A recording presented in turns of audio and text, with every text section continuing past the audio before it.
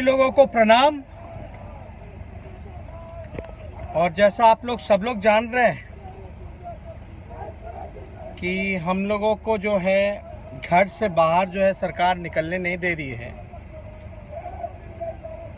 और लगातार अमानवीय व्यवहार मजदूरों के साथ और पूरी तरीके से जो है अपराधियों को जो है संरक्षण दे रही है सरकार।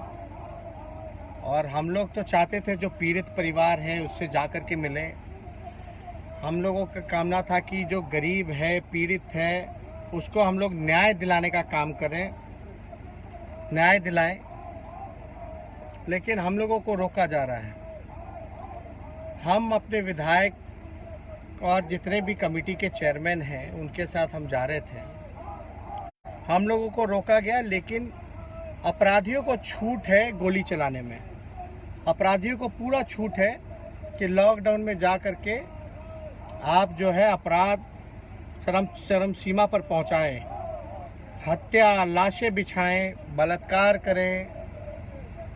ये सरकार पूरी तरीके से जो है अपराधी जो विधायक है उसको संरक्षण दे रही है, बचा रही है। जितना पुलिस फोर्स हमारे घर के आसपास लगा दिया गया,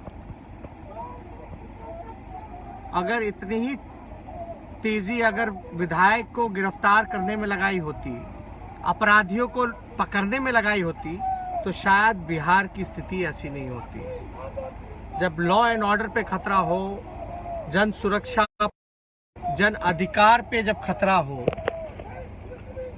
तो हम लोगों की जिम्मेदारी बनती है कि हम लोग जनता के साथ खड़े होकर के उनको न्याय दिलाएं और जो पीड़ित परिवार है उसका आंसू पोंछने का काम करें। आप लोग देखे होंगे कि 2 महीने से लगातार हम लोगों ने सरकार के दिशा निर्देशों का पालन किया, लेकिन आखिर सरकार ना प्रवासी मजदूरों को ला पा रही है, ना उनको खाना दे पा रही है। बिहार में जो है गरीबों को मारा जा रहा है, गोली चलाई जा रही है, भून दिया जा रहा है, नरसंहार किया जा रहा है, हत्या किया जा रहा है, बलात्कार किया जा रहा है। तो अपराधियों पे कार्रवाई नहीं है और हम पे आरोप लगाया जा रहा है कि हम जो है लॉकडाउन का उल्लंघन कर रहे हैं। बाकायदा हम लोग सब लोग विधायक लोग सोशल डिस्टेंसिंग का मास्क लगा करके, गमछा ले करके, एक गाड़ी में हमारे साथ जगदा बाबू है और ड्राइवर है, मात्र 3 लोगों की जो अनुमति है।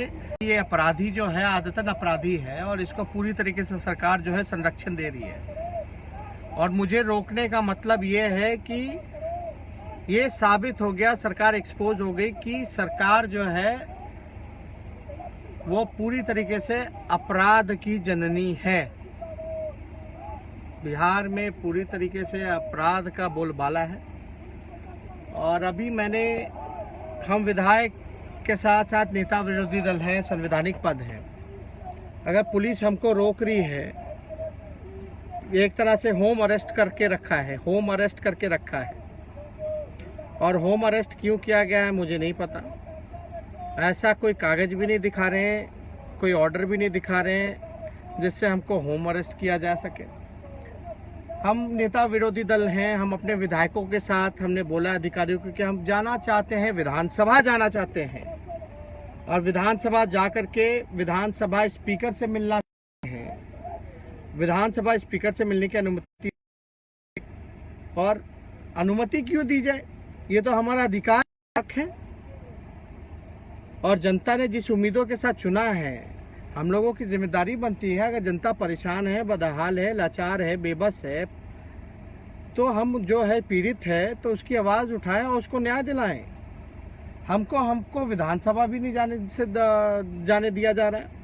और हमने स्पीकर से फ़ोन किया है, आप हमारे संरक्षक, आप हमको बुलाइए और जो स्थिति है उसको देखते हुए विशेष सत्र की हम मांग करेंगे। चाहे प्रवासी मजदूरों की बदहाली हो, से जो मृत्यु हो, सरकार की जो लापरवाही रही, या बिहार में जिस प्रकार से अपराधियों का बोलबाला है, उसलिए हम चाहते हैं कि बिहार विधानसभा, क्योंकि अब तो ऑफिसेज चालू हो गए, प्राइवेट ऑफिस भी चालू हो गया और कहीं लॉकडाउन ही नहीं है, कोई सोशल डिस्टेंसिंग का पालन नहीं। आप लोग सब लोग जानते हैं, देख सकते हैं कि सरकार ने तो छोड़ दिया, जो स्टेशन की हाल हो या बस स्टैंड की बात हो, जिनको पहुंचाना था जिला में, गांव में, उनको बीच रास्ते छोड़ देती है। तब सोशल डिस्टेंसिंग कहा जाता है। क्वारंटाइन सेंटर की बदहाली आपने देखी होगी कि क्या है। तो हम, मेरे साथ अभी जगदानंद सिंह जी हैं यहाँ पर गाड़ी में। जगदा बाबू, आप ये बताइए कि हम लोगों को क्यों रोक दिया गया? आपको इसलिए रोक दिया गया है कि लॉकडाउन को मानने वालों को गोली मारी जाए। जिस शासन और प्रशासन के कानून मानने वाले परिवार को गोली मार दिया गया, आप चाहते हैं उसे सहानुभूति प्रकट करना, और ये शासन अपराधियों के साथ सहानुभूति रखता है। 1 सेकंड का मामला, एक थानेदार को केवल छूट हुई होती कि वह गिरफ्तार कर ले मुख्य मुजरिम पप्पू पांडे, अमरेंद्र पांडे जिनका नाम है, आप अपने आप रुक जाते, क्योंकि आपकी यात्रा सशर्त थी। ये नहीं था कि आप लॉकडाउन तोड़ेंगे, फैल जाए। बल्कि आप ये चाहते थे कि लॉकडाउन में रहने वालों को भरोसा देना कि आपके साथ जब भी जुल्म होगा मैं आप लोग के साथ खड़ा रहूँगा, भले प्रशासन आपकी रक्षा न करे, क्योंकि आप केवल इसी लड़ाई को नहीं लड़े, भूख से पीड़ित लोगों की लड़ाई लड़े। कैसे हमारे सभी बिहारी भाई बिहार वापस आए, आप इसकी लड़ाई लड़े। जो बिहार से बाहर हमारे बिहारी भाई थे, भूख से परेशान थे, आपने उनकी भी लड़ाई लड़ी। आप जो इस पूरी दौर में लड़ाई लड़े हैं, यह एक सहानुभूति व्यक्त करने का एक यह भी अवसर था। शासन सहानुभूति उस परिवार से भी प्रकट नहीं करने दिया जिस परिवार को लॉकडाउन में है जवाब श्री नीतीश कुमार के पास। इसका आदरणीय नेता प्रतिपक्ष, आप एक मानवीय कारण से अपनी यात्रा करना चाहते थे, और ये अमानवीय लोग 70 वर्ष के बूढ़े बूढ़ी को, नौजवान बेटे को, एक नौजवान बेटा जो मार दिया गया होता किसी तरह बच गया, जिसे आपने भेंट की। आप भरोसा दिए हैं कि बिहार के लोगों, चाहे जिस परेशानी में होगे मैं आपके साथ रहूंगा। इस भरोसे को नहीं पैदा होना देना चाहते नीतीश कुमार। ये भरोसा बिहार की 13 करोड़ जनता को अपने कार्यों से हमें दिया है, और ये भरोसा नहीं आगे बढ़ने देना चाहते हैं। आज की यात्रा रोकी गई है, भरोसा देने की जो आपकी यात्रा थी, जो 2 महीने प्रशासन को भी आपने सहयोग किया है, बिहार वासियों को भी आपने सहयोग किया है। उनकी मौत हुई है तब आपने उनके परिवार का आंसू पोंछा है। आप इस यात्रा का भी एक ही मकसद था, भरोसा देना 13 करोड़ जनता को, इस परिवार से मिलकर कि जो भी कष्ट में पड़ेगा आप उनके साथ खड़े रहिएगा। अफसोस बिहार की सरकार भरोसा स्वयं पैदा नहीं कर पा रही है, और निराश लोगों को आशा पैदा हो सके आपकी यात्रा से, उस यात्रा में भी इन्होंने रोका है। अब ये कठिन समय में एक ही चीज़ जो आपने निर्णय किया है कि जन प्रतिनिधियों की सभा, बिहार की विधानसभा आप बुलाने का जो विशेष सत्र की मांग कर रहे हैं, मैं समझता हूं कि इस संवैधानिक संकट में उभरने का एक ही रास्ता है कि 13 करोड़ के लोग प्रतिनिधि जुटे और बिहार की जनता के लिए क्या रास्ता हो सके इस संकट की घड़ी में, और उस पर विचार और विमर्श हो सके। आप सचमुच बधाई के पात्र हैं, बिहार की जनता आपको बधाई दे रही है, पूरा राष्ट्रीय जनता दल आपके साथ खड़ा है। अभी बहुत सारे हमारे साथ यूज़र हैं जुड़े हुए हैं, अगर किसी का कोई सवाल है तो हम चाहेंगे कि वो पूछ सकते हैं, और हम लोग कोशिश करेंगे हम दोनों मिलकर के उस सवाल का जवाब देने का। और अभी हम लोग इंतज़ार कर रहे हैं कि हम लोगों को जल्द से जल्द जो है अनुमति मिले, ताकि देखिए आश्चर्य की बात है कि नेता विरोधी दल को अनुमति चाहिए विधानसभा जाने की। तो हमको लगता है कि ऐसा पहली बार ऐसा हो रहा है कि किसी नेता विरोधी दल और उसके साथ सभी विधायक और कमेटी के चेयरमैन को अनुमति के लिए जो है रोका जा रहा है। आपका लंबा एक्सपीरियंस रहा है विधानसभा में, आप और आपने देखा है। मैंने तो कभी सोचा भी नहीं था कि आपका नेता प्रतिपक्ष का कार्यालय वहाँ विधानसभा को खोला गया है। विधानसभा केवल सत्र नहीं चल रहा है, लेकिन उसके कार्यालय व्यवस्था चल रही है। नेता प्रतिपक्ष का भी कार्यालय है, आप अपने कार्यालय में नहीं जा सकते। कहाँ लॉकडाउन में ये रोक है कि आप अपने कार्यालय नहीं जा सकते? ये अनर्थ इस लोकतंत्र में पहली बार मैं देख रहा हूँ अपने 40-45 साल के संसदीय जीवन में, कि नेता प्रतिपक्ष को अपने कार्यालय में, विधानसभा परिसर में स्पीकर के पास जाने से रोका जा रहा है। और मैं समझ रहा हूँ यह बहुत कटु अनुभव है हमारे जैसे लोगों को, और बिहार के लोगों को सावधान होना होगा। नेता प्रतिपक्ष अपने कार्यालय और विधानसभा के परिसर में नहीं जा सकता, तो कल हो सकता है कि इस लोकतंत्र की सबसे बड़े मंदिर बिहार की विधानसभा, राज्यों की विधानसभा और भारत की लोकसभा, यहाँ जाने से सभी विपक्ष को यदि रोक दिया गया तो ये लोकतंत्र कहाँ बचेगा, भारत का संविधान कहाँ बचेगा। इसलिए यह आपकी यात्रा की रोक अनेक प्रश्नों को खड़ा किया है। मैं समझ रहा हूँ इन प्रश्नों का हल यदि नहीं हुआ तो भारत का संविधान और लोकतंत्र खतरे में है। अच्छा जग्गा बाबू, अभी आपने बताया कि लोकतंत्र तो है खतरे में है और जो संविधान खतरे में है, और आपके कार्यकाल में ऐसा अनुभव नहीं रहा कि इस प्रकार से रोका जाए। ये सब लोगों में स्पष्ट हो गया है और सब लोग विश्वास भी कर रहे हैं और देख भी रहे हैं कि किस तरह से लोकतंत्र का मजाक उड़ाया जा रहा है। लेकिन एक सवाल आता है कि जो विरोधी लोग हैं कहते हैं कि हम लोग जो है अनुपालन नहीं कर पा रहे हैं सोशल डिस्टेंसिंग का। हालांकि हम लोगों ने 2 महीने लगातार जो है, और अभी भी जब निकल रहे थे तो हम लोगों ने बाकायदा नियम कायदा का ध्यान में रखते हुए सारी चीज़ों को काम किया है। लेकिन अगर हम विपक्ष में हैं, सरकार जो है उसकी अपनी दलील है, लेकिन अभी विपक्ष की क्या भूमिका होनी चाहिए? जो बिहार में जो सिचुएशन है, कोरोना है एक तरफ और दूसरी तरफ अगर आप देखेंगे तो बिहार में अपराध पूरी तरीके से बढ़ा हुआ है। जो गरीब तबका, जो मजदूर तबका जो है वो बेबस है, लाचार है और उसके साथ अमानवीय व्यवहार किया जाता है।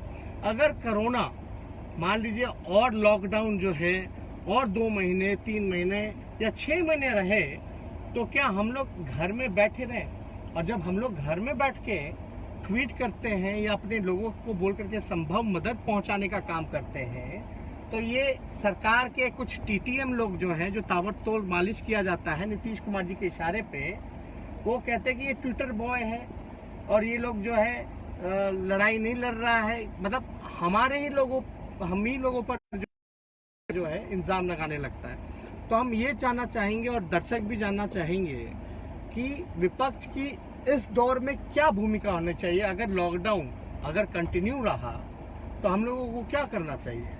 केवल एक भरोसा देना है आपको कि आप जनता के साथ खड़े हैं। कष्ट के कोई भी आयाम आएगा, लोग आपके तरफ देखेंगे और आपके तरफ जब लोग उन्मुख होंगे अपनी कठिनाइयों को दूर करने के लिए आपकी तरफ जब उनकी निगाहें जाएंगी तो निश्चित रूप से आप उन्हें भरोसा देने के लिए आपको खड़ा होना पड़ेगा। शायद भूल न हुई हो, बिहार की जनता को तो याद रखें, आपने तो लॉकडाउन से पहले ही अपने पूरे बिहार की जनता को बचाने के लिए इस परेशानी से बिहार ने जो प्रतिबंध किया, कोई भी सामाजिक कोई राजनीतिक कार्य नहीं कर पाएंगे, आपने बिना लॉकडाउन के ही उस प्रतिबंध को स्वीकार कर लिया था और प्रशिक्षण शिविर को आपने स्थगित कर दिया था, आपने अपने दौरे को स्थगित कर दिया था। मुझे लगता है कि इस भारत के भीतर जिस तरह से बिहार का नेता प्रतिपक्ष और विरोधी दल अपने दायित्वों को पूरा करने का प्रयास किया है, वह एक अनुकरणीय है। लेकिन सवाल है कि आम जनता की रक्षा होगी कि नहीं। आम जनता को भूख, आम जनता को कानून और व्यवस्था के नाम पर कत्ल कर देना, क्योंकि आप कहाँ जा रहे थे? लॉकडाउन में जो परिवार अपने घर में अपने को सुरक्षित समझ रहा था, वहां जा करके अपराधियों ने मारा। और क्यों सुरक्षित समझ रहा था वो परिवार? क्योंकि उस समय सरकार ने भरोसा दिया था, आप अपनी दहरी में रहिए, आप अपने चौकट को मत लांघिए, मैं आपके साथ खड़ा हूँ, ये बिहार की सरकार ने कहा था। और वहाँ पर जाकर के उस लक्ष्मण रेखा को किसने पार किया? उस लक्ष्मण रेखा को पार किया एक अपराधी, परिवार को पूरी नष्ट कर दिया। लक्ष्मण रेखा जिसने पार किया उसकी तरफ निगाह नहीं जा रही है। शायद भारत के इतिहास में पहली मर्तबा हो रहा है कि मुस्तैदी से सरकार खड़ी है अपराधियों के साथ। एक थानेदार उसको पकड़ लिया होता, आपकी यात्रा स्थगित हो गई होती। एक थानेदार नहीं पकड़ा, वहां पर हजारों की संख्या में पूरी पुलिस फोर्स को लगा दिया गया। नीतीश कुमार एक थानेदार को अपराधियों को रोकने पकड़ने से रोकते हो और नेता प्रतिपक्ष को पूरे हजारों सिपाहियों को खड़ा करके हाउस अरेस्ट कर लेते हो। इस समय नेता प्रतिपक्ष हाउस अरेस्ट हैं, न विधानसभा जा सकते हैं, न गोपालगंज अपने घर जा सकते हैं, न जिन्हें मारा गया है उनके आंसू पोंछ सकते हैं। शायद इतना बड़ा अन्याय इस भारत में और इस बिहार में शायद ही जनता ने देखा होगा। लेकिन इसीलिए मैं कह रहा हूँ, विपक्ष अपनी संवैधानिक कार्यों को पूरा करेगा। जहाँ कष्ट और पीड़ा में जनता होगी वहाँ आपको एक सेना नायक की तरह खड़ा होना ही पड़ेगा। इसमें तो सरकार को अगर वाकई में चिंता होती लॉ एंड ऑर्डर की या मजदूरों की, गरीबों की, तो जो ये बदहाली जो है सामने जो आई है, तो कोई आपको ऐसा लग रहा है कि सरकार जो है कहीं ना कहीं से संरक्षण दे रही है ये जो अपराधियों को? सरकार कहाँ और है? अगर हम ये बात कहते हैं लोगों को कि हम सरकार जो है अपराधियों को संरक्षण दे रही है और अपराधियों का बोलबाला है, तो किन किन वजह से हम लोग कहते हैं? ये जनता थोड़ा डिटेल में स्पष्टीकरण। देखिए, एक बात सामने है, यह एक सामान्य अपराध नहीं है बल्कि एक नरसंहार है। परिवार में शायद 4 लोग थे, चारों 3 मार दिए गए, एक का मारने का प्रयास हुआ, बच गया। अनेकों घटनाएं घट रही हैं, लेकिन समान अपराध में आप इस लड़ाई को कभी नहीं खड़ा किए, केवल सरकार को कहते रहे कि अपराध से बचाओ। यह एक असामान्य घटना है और मैं आपसे कह रहा हूँ और श्रोता जो हमारे हैं उनसे भी कह रहा हूँ और पूरे बिहार के भाइयों से कह रहा हूँ, बेलछी के बाद ख्याल कर लीजिए, जो नरसंहार की शुरुआत हुई थी श्रीमती राबड़ी देवी जी की सरकार में 2000 में के बाद एक भी नरसंहार नहीं हुआ, क्योंकि उनका कार्यकाल 2005 था। तो 2005 में एक शांतिपूर्वक बिहार को उन्होंने सौंपा था, नरसंहार मुक्त। और ये नरसंहार का सिलसिला भी फिर शुरू हुआ और नीतीश कुमार नहीं रोक पा रहे हैं। तो एक बहुत बड़ा खतरा लोगों के सामने है। अब सबसे बड़ा चीज, सरकार के संरक्षण में, ये संस्था के संरक्षण में अपराध हो रहे हैं, क्योंकि जितने हुआ, चाहे घोटाले हो रहे हों, चाहे बलात्कार हो रहे हों, चाहे अपराधियों को बचाने का प्रयास किया जा रहा है, आज की सरकार ये समझा रही है कि मैं अपराधियों का संरक्षक हूँ। उस समय जनता के साथ मिल करके आपको नेतृत्व करना ही पड़ेगा। मैं ये तो नहीं कह सकता हूँ आपकी उम्र के हिसाब से, लेकिन जयप्रकाश जी कब निकले थे सड़क पर उन्होंने तब निकलने का काम किया जब समझ गए कि इस देश में लोकतंत्र खतरे में है और बिहार में सरकार नाम की कोई चीज नहीं है। आप युवा अवस्था में हैं, आपको सड़क पर निकल पड़े हैं आप, और आपको इस लड़ाई को लड़ते रहना है और इस लड़ाई को उस परिणाम तक पहुंचाना है जहां लोगों को भरोसा हो सके, क्योंकि कोई सरकार सदा के लिए नहीं है, जनता सदा के लिए है और जनता के लिए संविधान बना है, विधान बना है।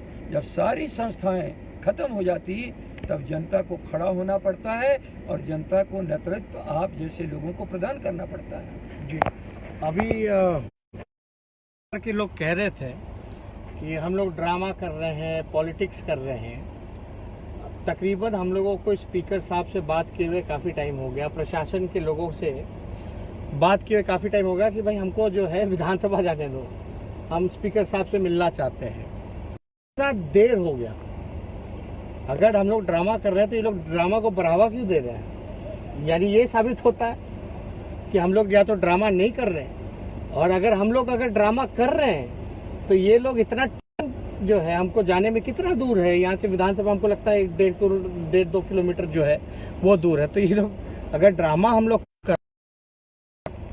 नए संघर्ष के लिए नेतृत्व निकलता है तो उस समय जो रूढ़िवादी हैं, जो व्यभिचारी हैं, जो अराजकता पैदा करने वाले लोग हैं, जो संस्था जिसे नहीं संभलती है, हर क्रांति और प्रगति के रास्ते पर चलने वाले नेतृत्व को हमेशा ड्रामेबाज और उस अवसर को ड्रामा ही कहते हैं। इसलिए कोई ये नया काम नहीं कर रहे हैं भाई, क्यों ये कोई नया काम नहीं कर रहे हैं, ये वही कर रहे हैं जो हमारी प्रतिक्रियावादी शक्तियां होती हैं, जो समाज की प्रगति में विश्वास नहीं रखती हैं, और जो उनके अराजकता को खत्म करने के लिए कोई नेतृत्व आगे बढ़ता है तो उन्हें ड्रामा ही दिखता है। लेकिन यदि यह ड्रामा है तो श्री नीतीश कुमार, आप समझ लो, आपकी अवधि केवल 5 या 6 महीने रह गई है। बिहार की परिवर्तन चाहिए, उस परिवर्तन के नेतृत्व करने वाले को, और उस अवसर को ड्रामा कहिए या ड्रामेबाज कहिए, शायद अब आपके किसी शब्द पर विश्वास नहीं रह गया है श्री नीतीश कुमार जी। और मैं कह सकता हूँ आपके लिए, और आज जो अवसर है, मैं लोगों से भी कहना चाहता हूँ कि श्री तेजस्वी प्रसाद किसी ड्रामा के लिए नहीं, वास्तविकता और परिवर्तन क्रांति के लिए निकल चुके हैं, और दुनिया की ताकत कोई भी इस कदम को नहीं रोक सकती है। आज भले कुछ समय के लिए विलंबित कर दिया है, लोग यहाँ आकर के हाउस अरेस्ट करके लोगों के बीच में जाने से भरोसा देने की जो प्रयास आप कर रहे थे, आज भले इन्होंने रोका है, लेकिन ये कारवां कभी रुकेगा नहीं। ये कारवां की शुरुआत हो चुकी है, अंजाम तक ये कारवां पहुंचेगा ही। बहुत सारे दर्शक हमारे साथ हजारों हजार की संख्या में जो है इस वक्त जो है दर्शक जो है हम लोग के साथ जुड़े हुए हैं, और सब लोग जो है हम लोगों का प्रोत्साहन जो है बढ़ा रहे हैं। और ज़्यादातर जो कमेंट्स जो आ रहा है उसमें है कि हम लोग जो है हम आप लोगों के साथ हैं, अच्छा काम कर रहे हैं, आगे बढ़ें। और अभी भी हम लोग जो है इंतज़ार कर रहे हैं कि हम लोगों को कब अनुमति दी जाए। आप लोगों को पता होगा कि कुछ दिन पहले ये जेडीयू के लोग जो हैं, भाजपा के जो लोग हैं, जो नीतीश कुमार जी के जो ताबड़तोड़ तेल मालिश जो करने वाले लोग हैं, वो कह रहे थे कहाँ है तेजस्वी, कहाँ है तेजस्वी। हालांकि लॉकडाउन में हम फंसे हुए थे, हमको तो पता नहीं था कि लॉकडाउन कब होना है, लेकिन फंसे होने के कारण भी हर एक संभव जो है वहाँ से लोगों को पहुँचाने का काम कर रहे थे, मदद कर रहे थे। तो आप लोगों ने ट्विटर पे भी देखा होगा, सारे सरकार के जितने भी राज्य सरकार थे उन लोगों को कोऑर्डिनेट करना, जो प्रवासी मजदूर जो अनेक राज्यों में जो फंसे हैं उन तक जो है राशन पहुँचाना, लगभग लाखों से भी ज़्यादा हम लोगों ने जो है राशन वितरण का काम किया है। यहाँ भी हम लोगों ने सरकार को बोला सहयोग लो मेरा, बसेस लो तो बस नहीं लेता है, हम लोग बोले ट्रेन लो तो ट्रेन नहीं लेता है। तो पूरी तरीके से सरकार जो है हम लोगों के साथ जो है व्यवहार जो रहा उनका जो है वो ठीक नहीं रहा। हालांकि हम लोग चाहते हैं कि इस दौर में जो है पक्ष हो विपक्ष हो, कोरोना काल में सब मिल करके जनता के प्रति काम करें, उनको सेवा करें, लेकिन ये सरकार ना काम कर रही है ना काम करने देती है। हम करना चाहते हैं, हम अनुमति मांगते हैं कि हमको भूखे को रोटी देने दो, तो सरकार को भी हम बोलते कि तुम दे दो, अगर हमको नहीं देने देते तो ना खाना खिला रही है ना खिलवाने देती है। हम बोलते लोगों जो फंसे हुए उनको पहुंचवा देते हैं हम, वो कहते कि ना पहुंचाएंगे ना पहुंचवाने देंगे, ना खिलाने देंगे ना खिलाएंगे। तो ये जो रवैया जो है, हम बोलते कि हमको रक्षा करने दो लोगों का जान माल का, तो कहते ना हम रक्षा करने देंगे ना रक्षा करवाने देंगे। इस तरह का जो व्यवहार है इसको देखते हुए हम लोग जो है मजबूरी क्या कहिएगा, हम लोगों की जिम्मेदारी बनती है कि आप लोगों के प्रति जो आप लोगों का जो विश्वास है हम लोगों के प्रति, उस पर खड़ा उतरें और जन सुरक्षा और जन अधिकार के मामले में आप लोगों के साथ जो है आप लोगों की साथ खड़ा होकर के आप लोगों की सेवा करें। तो फिर जैसा अपडेट होगा हम आप लोगों के लाइव करें।